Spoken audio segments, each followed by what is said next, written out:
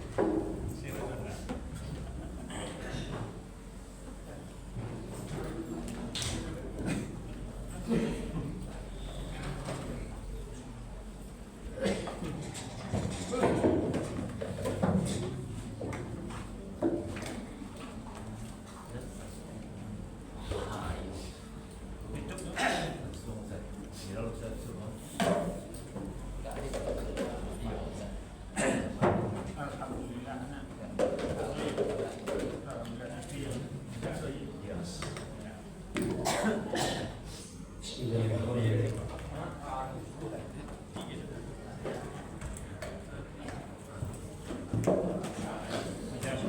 Bapak, Ibu, sidang tarawih yang dimuliakan Allah, ke Medan kembali salah di Bali, salah pondok. Jika lain kita baru sana, jawablah salam dari aku. Assalamualaikum warahmatullahi wabarakatuh. Waalaikumsalam warahmatullahi wabarakatuh. Alhamdulillah wasyukurillah, pada malam ini kita masih diberikan nikmat kesehatan, iman, kesempatan yang kita dapat kembali berkumpul bersama-sama di majelis ilmu Musalah Tiba yang kita cintai. Salawat dan salam juga kita sampaikan kepada kita Nabi Muhammad sallallahu alaihi wasallam dengan kata Allahumma shalli ala Muhammad wa ala ali Muhammad. Bapak-bapak, ibu sidang tarawih yang dimuliakan Allah, sedianya ustaz kita pada malam hari ini adalah Ustaz Dr. Nes Haji Bagas Tanjung. Tadi sore beliau menelpon karena di tempat beliau ada kedatangan Bapak Ahli Kota, jadi beliau minta izin, maka beliau akan mengirim utusan yaitu Ustaz Soherman SPDI. Alhamdulillah beliau telah hadir bersama kita. Tentu kita minta saya langsung kepada Ustaz Soherman memberikan tausiahnya pada malam ini. Pada Ustaz, silakan.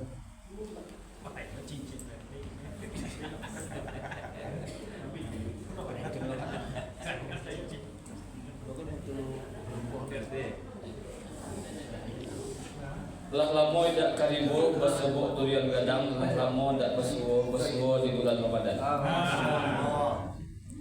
Bismillahirrahmanirrahim. Assalamualaikum warahmatullahi wabarakatuh. Waalaikumsalam warahmatullahi wabarakatuh. Kok ada orang merekam kok gadang baru setibo. Alhamdulillah, alhamdulillahilladzi anzala as-sakinata fi qulubil mu'minin liyazdadu imanan ma'a imanihim. Asyhadu an la ilaha illallah wa asyhadu anna Muhammadar Rasulullah. Allahumma shalli wa sallim ala hadzal nabiyil karim rasulil amin Muhammadin sallallahu alaihi wasallam. Rabbi ishrah li sadri wa yassir li amri wahlul 'uqdatam min lisani yafqahu qawli. Pertama sekali mari kita bersyukur pada Allah Subhanahu wa taala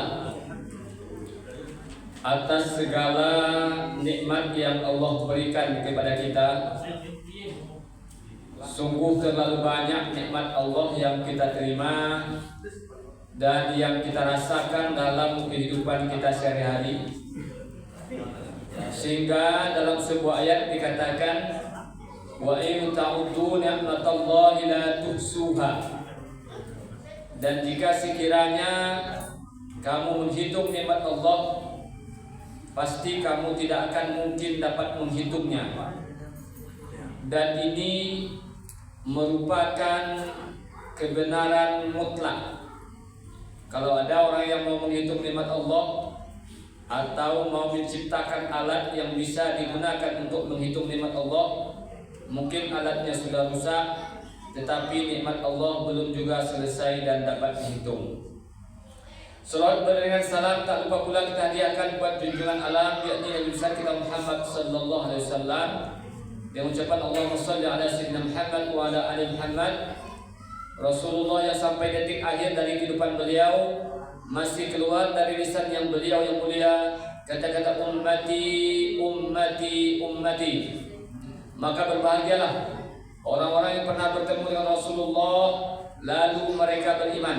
Tetapi lebih bahagia lagi orang-orang yang tidak pernah bertemu dengan Rasulullah, tidak pernah berbicara langsung dengan Rasulullah sallallahu alaihi wasallam, tetapi mereka beriman kepada Allah dan beriman kepada Rasulullah dan beriman kepada apa yang diturunkan oleh Allah kepada Rasulullah, yakni Al-Qur'an sebagai hudan linnas wa bayyinatin minal huda wal furqan. Bagaimana dengan Abu Jahal? Abu Jahal setiap hari berjumpa dengan Muhammad. Kadang-kadang dia berbicara dengan Muhammad, tetapi yang dia lihat Muhammad itu sebagai manusia biasa, bukan Rasul. Maka dia digelar Abu Jahal bukan berarti dia bodoh. Abu Jahal itu tokoh terpandang di kaumnya. Kenapa dia digelar Abu Jahal? Karena dia mengerti kebenaran, tetapi dia menginjak-injak kebenaran sebagai bentuk keangkuhan dan kesombongan. Kita tidak ingin di negeri kita tercinta ini lahir Abu Jahal baru yang mengerti tentang kebenaran, tetapi menginjak-injak kebenaran sebagai bentuk keangkuhan dan kesombongan. Kalau kita lihat negara kita, kondisi negara kita hari ini, ada yang mengatakan gelap. Apa kata presiden kita tempat Gus Dur? Kalau zaman Bung Karno dulu orang korupsi itu di bawah meja. Kalau zaman Pak Harto orang korupsi di atas meja. Kalau zaman sekarang dengan meja-mejanya pun dikorupsi juga. Ya, itulah kondisi yang terjadi pada negeri kita tercinta Republik Indonesia. Itulah Indonesiaku yang kucinta. Bapak Ibu yang dirahmati oleh Allah Subhanahu Wa Taala, sebelum kultum ini kita sampaikan, ada satu kisah ya. Pada suatu hari Rasulullah Sallallahu Alaihi Wasallam itu mengumpulkan tokoh-tokoh kafir Quraisy. Ada Abu Jahal di situ, ada Abu Lahab dan abu-abu yang lainnya. Ya, nah, itu abu-abu yang lain Pak ya. Jadi ketika Nabi berdialog itu, Nabi ketika berdialog dengan mereka sedang serius, tiba-tiba datang seorang sahabat namanya Abdullah bin Abi Umi Maktum, seorang sahabat yang buta. Dia mengatakan kepada Rasulullah, wahai Muhammad, ajari saya, mau berikan saya nasihat, ajarkan saya. Nabi merasa Nabi ketika Nabi berbicara itu dipotong. Jadi Nabi merasa agak tersinggung sehingga Nabi bermuka masam. Maka turunlah ayat Bismillahirrahmanirrahim. Abasa wa tawalla an ja'ahul a'ma wa ma yudrika la'allahu yazakka. Ya. Wahai Muhammad, orang buta yang datang kepadamu itu sebenarnya dia mau membersihkan hatinya. Ya, kita datang ke masjid, sholat, kemudian mengikuti pengajian, itu kita sedang berupaya untuk membersihkan hati kita. Itu makanya banyak di masjid itu, di rumah tadi tak mau ngantuk, pas dengan pengajian ngantuk. Kenapa itu? Hati bersih. Kalau ada kawan mendengar pengajian tanpa karu seolah Pak, itu tanda tidak ada dosa lagi itu Pak. Jangan dibilang Pak, tanda tidak memiliki dosa lagi. Ya, berhasil. Apa pelajaran yang dapat diambil dari Abdullah bin Abi Maktum ya Bapak Ibu? Orang buta yang datang saja, itu orang buta itu kan dia melihat kita. Orang tuli itu tidak dapat mendengar kita. Dengan orang buta saja kita tidak boleh bermuka masam, apalagi dengan suami, apalagi dengan tetangga, apalagi dengan menantu. Ya. Dengan apa? Dengan istri, suami tidak boleh bermuka masam kepada istri, istri tidak boleh bermuka masam kepada suami. Itu berdasarkan ayat tadi. Baik Bapak Ibu, pengurus Mushola Thayyibah yang saya hormati beserta pasukan-pasukan beliau, Bapak-bapak yang ibu-ibu yang hadir pada malam hari ini, saya memperkenalkan diri dulu. Walaupun saya di Ban Serap ya. Nama yang diberikan oleh orang tua Aan Suherman. Ya. Itu yang diberikan orang tua. Asli kampung Ambo di Kerinci Bu.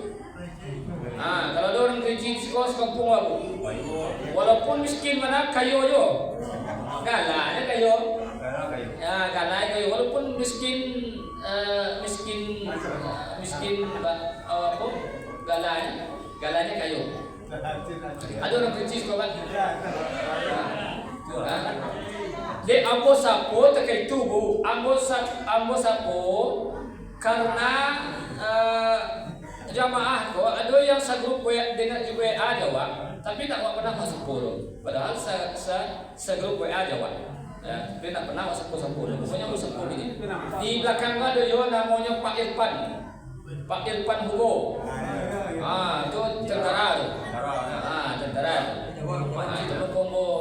sepuh, Bapak Ibu. Bapak Ibu yang dirahmati oleh Allah Subhanahu wa taala, adapun yang menjadi topik kita pada malam hari ini dalam waktu yang singkat ini adalah hadis yang berdasarkan hadis Rasulullah sallallahu alaihi wasallam yang diriwayatkan dari Ibnu Abbas. Apa hadisnya? Kuntu khalfan Nabi sallallahu alaihi wasallam. Ya, kuntu khalfan Nabi sallallahu alaihi wasallam. Pada suatu hari, kata Ibnu Abbas, saya berjalan bersama Nabi di atas kendaraan. Tiba-tiba di atas kendaraan, Nabi di depan, Ibnu Abbas di belakang. Tiba-tiba Rasulullah sallallahu alaihi wasallam berbicara, "Ya gulam, inni muallimuka kalimatin." Wahai anak muda, saya ingin menyampaikan beberapa pesan, beberapa kalimat kepadamu. Dalam teori pendidikan, saat-saat di kendaraan itu merupakan saat yang tepat kita untuk memberikan nasihat kepada anak. Sebelum orang teori pendidikan modern menemukan teori pendidikan bagaimana mendekati anak, bagaimana berbicara dengan anak, kapan waktu tepat untuk berbicara anak. Ketika dalam perjalanan jauh, pemandangan yang indah, kita bisa berbicara lebih santai. Kemudian nasihat itu akan jauh lebih mudah untuk masuk. Apa pesan yang pertama? Apakah pesan ini untuk Ibnu Abbas saja? Tidak. Tentunya untuk kita yang ingin selamat di dunia, selamat di akhirat, merenungkan apa isi pesan ini. Imam Ibnu Qayyim Al-Jauziyah mengatakan ketika saya menafsirkan, ketika Imam Ibnu Qayyim mengatakan, ketika saya membaca hadis ini, kata Imam Ibnu Qayyim, terbang akal saya, katanya. Saking dalam dan maknanya hadis ini yang sangat luar biasa. Pesan-pesan ini yang akan kita kaji pada malam hari ini. Yang pertama, ya gulam, inni uallimuka kalimatin ihfazillaha yahfazka. Jagalah Allah, niscaya Allah akan menjagamu. Kalau kita baca hadis ini secara tekstual, tentu kita memahami bahwa Allah itu butuh penjagaan kita. Allah tidak butuh dijaga. Allah itu maha menjaga. Segala apa yang ada di langit dan di bumi ini di bawah kendali Allah Subhanahu wa taala. Apa maksudnya jagalah Allah itu? Jagalah halal dan haramnya Allah. Jagalah yang boleh dan tidak boleh dilakukan. Ya, jagalah yang boleh dan tidak boleh dilakukan. Jagalah yang patut dan tidak patut dilakukan. Ketika aturan ini kita langgar, akibat dari perbuatan ini kembali kepada kita. Dan kadang-kadang kita menyalahkan bahwa kenapa ini bencana datang, kenapa musibah ini datang, kenapa saya diuji dengan berbagai macam penyakit yang luar biasa ini. Nabi sudah mengatakan, jagalah Allah, niscaya Allah akan menjaga.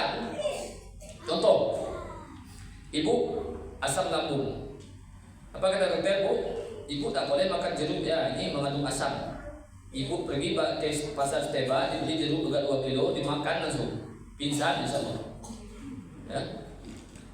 Apa artinya jagalah Allah, niscaya Allah akan menjagalah aturan Allah. Sekarang ini orang sudah nggak ada lagi, tidak lagi menjadikan hadis ini sebagai sumber utama dalam kehidupan. Yang kedua, ihfazillah tajidhu tujaka. Jagalah Allah, niscaya kamu akan mendapati Allah di hadapanmu. Ya. Yang kedua, jagalah Allah, niscaya kamu akan mendapati Allah di hadapan kita.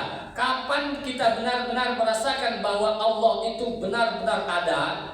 Kapan kita merasakan bahwa Allah itu memang memperhatikan kita? Bukan di saat kita senang, bukan di saat kita gembira, bukan di saat usaha kita lancar, Pak.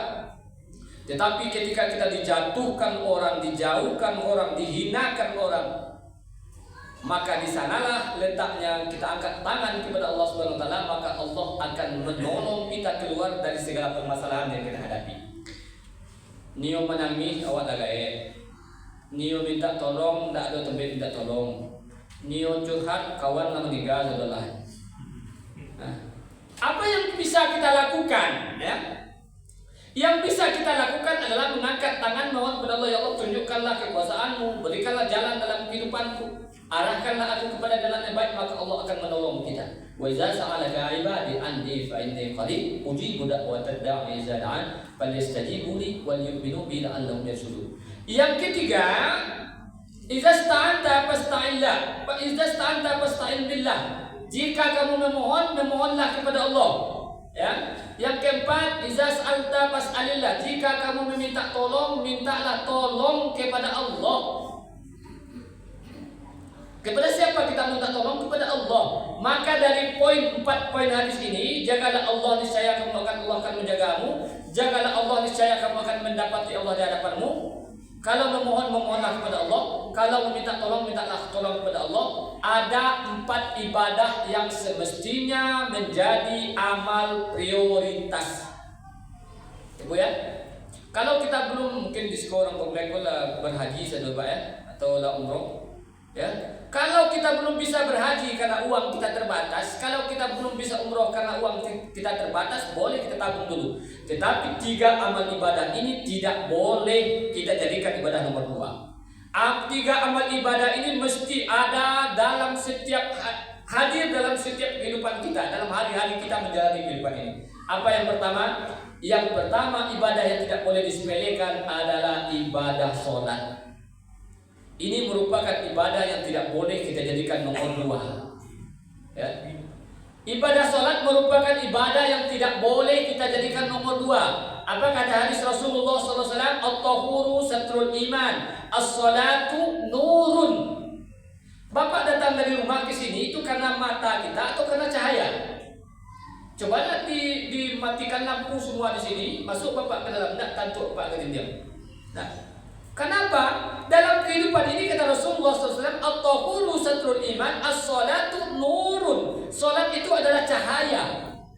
Nah, yang menjadi pertanyaan kita adalah apakah cukup salat kita 5 kali dalam sehari semalam dikerjakan? Tidak cukup.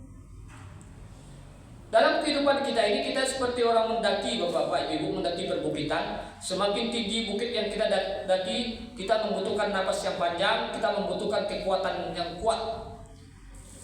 Dan begitu pula dalam kehidupan kita ini. Semakin panjang usia kita, semakin bertambah beban.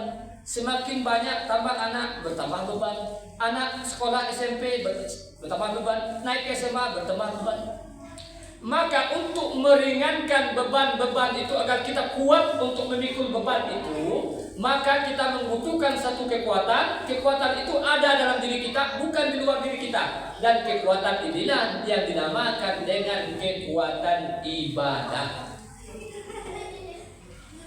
Banyak orang yang beriman tetapi tidak mau beribadah. Ada yang mau beribadah tetapi tidak mau berjamaah. Ya, ada yang mengaku beriman Bapak Ibu tetapi tidak mau beribadah. Ada yang mau beribadah tetapi tidak mau berjamaah. Makanya Abu Bakar As-Siddiq apa doanya? Allahumma ja'alni qalil, jadikanlah aku di antara yang sedikit. Dan kita yang hadir pada malam hari ini adalah di antara orang-orang yang beriman. Allah berikan iman, Allah berikan kecintaan pada ibadah, dan Allah berikan cinta pada berjamaah. Bapak Ibu yang dirahmati oleh Allah Subhanahu wa taala, kadang-kadang kita sering mendefinisikan khusyuk. Ada yang mengatakan khusyuk. Ya. Ambolah khusyuk mana mau salat? Saking khusyuknya terpejam batu ambo waktu salat tu. Itu bukan khusyuk, itu mangan tu. Apa definisi khusyuk itu yang sebenarnya itu? Al-ittasala ad-da'imun billahi ghayatuna. Kita merasa tersambung dengan Allah yang menjadi tujuan kita. Itulah substansi dari makna salat itu adalah al-ittasala ad-da'imun billahi ghayatuna. Kita merasa tersambung dengan Allah yang menjadi tujuan kita. Connect kita dengan yang Maha Kuasa. Nyambung kita. Apa tanda salat orang itu nyambung? Adalah ucapannya yang keluar dari lisannya adalah yang baik-baik. Apa yang ada dalam hati sampai ke otak, maka ia akan keluar dari bibirnya.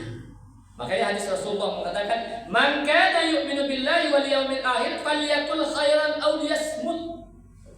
Orang yang koneksinya dengan Allah, tersambung dengan Allah, maka dia akan mampu menahan lisannya. Makanya ibadah itu, sholat itu fungsinya tidak cukup kita sholat wajib, perlu ada tambahan ibadah-ibadah sunnah.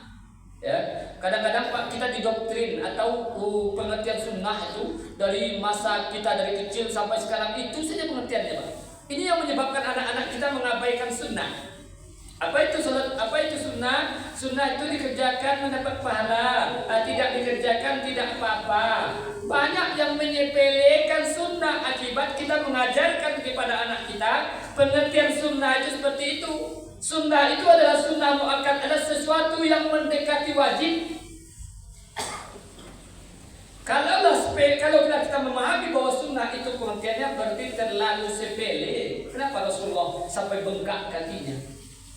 Rasulullah mengatakan tidak boleh, tidak pandai, tidak bolehkah saya bersyukur? Apa di balik itu adalah sesungguhnya beban-beban yang dialami oleh Rasulullah itu jauh lebih berat. Makanya dia dibutuhkan kekuatan nama ibadah. Yang kedua, amal ibadah yang semestinya kita jaga, amal ibadah yang semestinya menjadi amal prioritas itu baca Quran. Ini tradisi yang sangat luar biasa. Sebelum kultum Ramadan baca Quran dulu. Dalam 30 hari dalam satu bulan ada 30 hari. Al-Quran ada 30 juz. Minimal orang mukmin itu membaca Al-Quran itu 1 juz 1 hari. Supaya kita bisa menghatamkan selama 1 bulan. Kalau tidak bisa 1 juz 1 halaman. Kalau tidak bisa 1 halaman 1 ayat. Kalau tidak bisa 1 ayat 1 huruf. Kalau tidak juga inna lillahi wa inna ilaihi raji'un. Angke semua-semua bokong sedih. Barikan info. Ya. Amal prioritas Al-Quran. Ya. Kalau kita baca dalam sejarahnya, Pak, orang Aceh itu adalah bangsa yang paling sulit ditaklukkan oleh Belanda. Apa penyebabnya Aceh itu jatuh pada 1901? Disebabkan oleh propaganda orientalis. Dia mengatakan bahwa salah satu kekuatan orang Aceh adalah pisahkan mereka dari Al-Quran. Ketika propaganda yang mengatakan Al-Quran ini adalah kitab suci, dibaca oleh orang mulia, diletakkan di atas lemari kaca, mulailah mereka meninggalkan Al-Quran. Ketika Al-Quran mulai ditinggalkan, mulai timbul penyakit hati. Penyakit hati, takut cinta dunia, takut mati, takut kehilangan harta, takut kehilangan anak. Ketika itu muncul, maka yang pertama dan ketika kita takut kehilangan dunia dan takut mati, maka Allah akan hilangkan segalanya. Maka Quran ini menjadi satu sumber rujukan dalam kehidupan kita agar hidup kita bahagia. Jadi kalau bapak-bapak, ibu-ibu ingin anak kita soleh, ingin anak kita soleha, ingin anak kita baik, ibu-ibu mesti punya ibadah yang bagus. Sholatnya bagus, baca Qurannya bagus, karena itu ada sumber energi yang berada dalam jiwa kita. Sama seperti magnet itu akan menarik di sekelilingnya. Dia memiliki kekuatan mempengaruhi orang-orang yang berada di sekeliling. Bagaimana kita bisa mempengaruhi orang sedangkan kita tidak punya energi? Yang ketiga, amal ibadah yang semestinya kita jaga adalah zikir kepada Allah Subhanahu wa Ta'ala. Dalam hadis Arba'in, dalam hadis Riyadhus Shalihin dikatakan, Alhamdulillah tamla'ul mizan. Subhanallah walhamdulillah tamla'ani atau tamla'u ma bainas samawati wal ardh. Alhamdulillah itu memenuhi timbangan. Subhanallah walhamdulillah itu timbangannya seluas langit dan bumi. Luar biasa. Zikir kepada Allah. Ya, ada orang mengatakan, Pak, zikir tidak akan bisa bikin kita kaya. Zikir tidak akan bisa bikin orang pintar. Tetapi fungsi zikir dalam kehidupan kita adalah meluruskan cara kita berpikir dalam mengelola kehidupan kita. Kadang-kadang bukan orang Indonesia ini bukan banyak orang pintar, Pak. Tetapi cara mereka berpikir keliru sehingga hidup apa yang diputuskannya keliru dan cara mereka memandang hidup dan keliru. Makanya dalam ayat ilmu itu, ya ayyuhalladzina amanu utul ilma. Ketika dalam ayat ilmu, beriman dulu baru berilmu. Jadi zikir itu apa fungsinya? Meluruskan cara kita berpikir dalam mengelola kehidupan kita. Mudah-mudahan apa yang kita sampaikan dalam 3 poin ini menjadi catatan penting bagi kita, terutama dalam menjelang akhir Ramadan ini. Jangan sampai akhir Ramadan ini kita siapkan bekal dengan baik, baca Qurannya bagus, sholatnya bagus. Ya, jangan sampai di akhir Ramadan nanti ditanya suami, ambo barek badan ambo setelah sawalku naik 10 kilo. Wah, barek badan naik tapi amal ibadah turun. Wah, ini yang keliru, Pak. Ya. Jangan sampai, Bu, ya, di akhir Syawal nanti masuk Syawal naik berat badan, makan terus, amal ibadah turun. Nah, itu yang keliru. Yang terakhir, dalam hadis Nabi mengatakan as-shaimu farhatani, salah satu kegembiraan orang berpuasa itu adalah ketika datangnya waktu berbuka. Kenapa waktu datang berbuka itu gembira? Di saat itulah doa-doa kita dikabulkan oleh Allah Subhanahu wa taala. 5 menit menjelang berbuka berdoalah kepada Allah. Yang belum dapat jodoh berdoalah kepada Allah. Yang cari menantu, ya Allah mudahkanlah anakmu dapat jodoh. 30 hari ibu berdoa tu Bu, insyaallah setelah Syawal tu 30 orang sekali datang melamar ibu. Boleh Bu.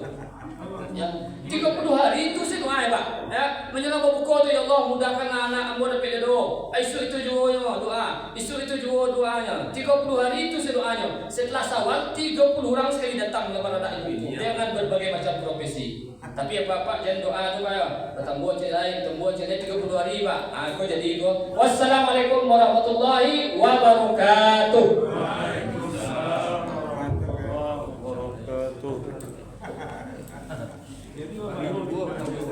Kamu cek. Doa buka.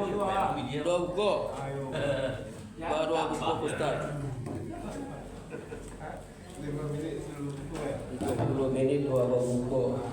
Demikianlah penyampaian tazkirah malam ini bersama Ustaz Suherman SPDI, pengganti Wadras Tanjung. Jadi bukan Bapak Bapak ini. Iban utama. Baiklah Bapak Ibu, baik kapakan Bali Palito di Bali terima makai. Cukup sekian acara kita.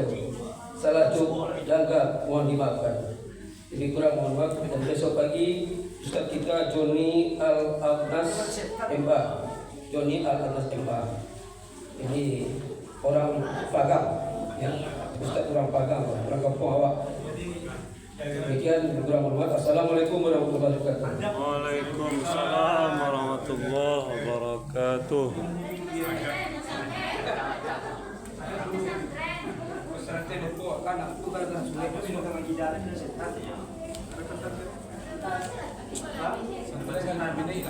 Bapak Ibu, suratnya masuk tadi mana buat ada surat masuk, tapi tidak punya tanggal, tidak punya waktu.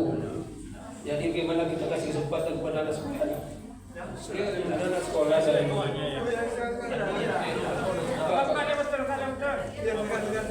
Jadi bukan itu sangat pengurus. Jadi kawan ibu yang menerima surat tolong dilihat suratnya tanggal berapa, jam berapa. Tadi surat tadi dibaca tidak ada harinya, tidak ada tanggalnya.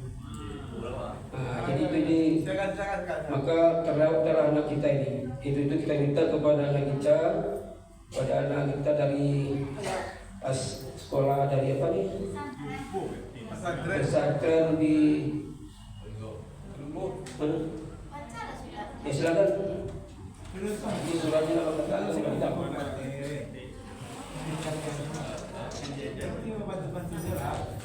saya baca ke surat di sekolah. Pak Ibu, suratnya ini pada pengurus masjid musala, tidak ada pengurus masjid musala di mana? Jadi kita minta kepada Sastri Mulyani, kepada adik kita Sastri Mulyani, anak kita dari SMK. Silakan deh. Yayasan Bina Nusantara Isapat. Silakan deh.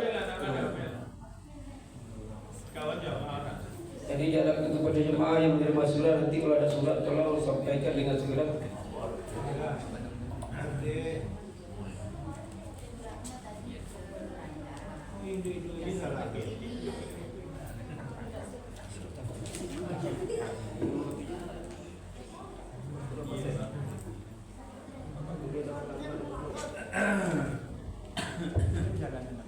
Bismillahirrahmanirrahim. Assalamualaikum warahmatullahi wabarakatuh. Waalaikumsalam warahmatullahi wabarakatuh.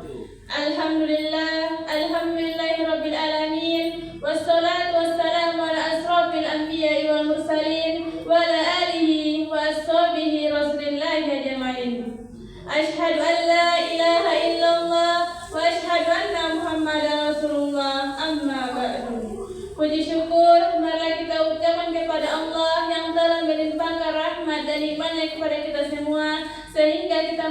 berkumpul di musola yang sama-sama kita cintai ini dengan keadaan sehat walafiat. Salawat berikan salam tanpa pula kita hadiahkan yaktinya Nabi besar Muhammad sallallahu alaihi wasallam yang berlafazkan doa Allahumma sholli ala sayyidina Muhammad wa ala alihi sayyidina Muhammad. Yang Anda hormati Bapak Ibu pengurus masjid serta jajarannya, yang Anda hormati Bapak-bapak, Ibu-ibu yang telah hadir pada malam hari ini dalam keadaan melaksanakan salat tarawih jamaah rahimakumullah. Baiklah, sebelum Anda masuk ke jalur ceramah singkat Anda pada malam hari ini, izinkan Anda memperkenalkan diri terlebih dahulu. Perkenalkan, nama Ananda Sastri Mulyani. Ananda berasal dari Mentawai. Ananda tinggal di Panti Asuhan Amanah Putri yang beralamat Seberang Padang, Selatan 3. Ananda dari Yayasan Bina Nusantara Isafat. Baiklah, Ananda tidak akan memperpanjang kata-kata mukadimah, langsung saja ke jalur ceramah singkat Anda pada malam hari ini, yaitu salat merupakan kunci mengatasi dekadensi moral remaja. Dekadensi moral merupakan kemerosotan akhlak dan sikap generasi Islam. Contohnya, saat ini maraknya tawuran antara anak sekolah, banyaknya perzinaan di kalangan remaja yang bermula dari pacar-pacaran. Bahkan ada anak yang tega membunuh orang tuanya. Itulah sekilas dari dekadensi moral yang terjadi saat ini. Allah Subhanahu wa taala menegaskan dalam surah Al-Maryam ayat 59 yang berbunyi Bismillahirrahmanirrahim. Fahulahu min ba'dihim ada'us sholata wattabi'us syahawat. Akan ada generasi sesudah mereka, yaitu generasi yang suka menyanyiakan sholat, bahkan memperturutkan hawa nafsunya. Ada dua penyebab rusaknya generasi muda Islam saat ini. Yang pertama, karena tidak mendirikan sholat. Sholat adalah tiang agama. Barang siapa yang mendirikan sholat, maka dia mendirikan agama. Barang siapa yang meninggalkan sholat, maka dia menghancurkan agama. Rasulullah menyuruh anaknya sholat ketika berumur 7 tahun. Jika sudah berumur 10 tahun belum juga sholat, maka lacui anak bapak dan ibu itu. Ada sebuah syair yang berbunyi, belajar di waktu kecil, baikkan melukis di atas batu. Belajar di waktu dewasa, baikkan melukis di atas air. Jadi jika anak bapak dan ibu sholat, maka dekadensi moral akan teratasi. Yang kedua, karena memperturutkan hawa nafsunya. Saat ini banyaknya sarana dan prasarana yang menunjang seorang terminal Allah. Contohnya adanya permainan HP, adanya konten-konten gak senonoh. Banyaknya generasi Islam kecanduan sehingga lupa mengaji dan lupa belajar. Mungkin hanya ini yang dapat saya sampaikan. Jika ada kata-kata Ananda dan tolong dimaafkan. Saya akhiri dengan sebuah pantun. Si jari di tepi bandang, kok raba tolong tagakkan. Ambo ketek baru belajar, kok salah tolong tujuakan. Assalamualaikum warahmatullahi wabarakatuh. Waalaikumsalam warahmatullahi wabarakatuh.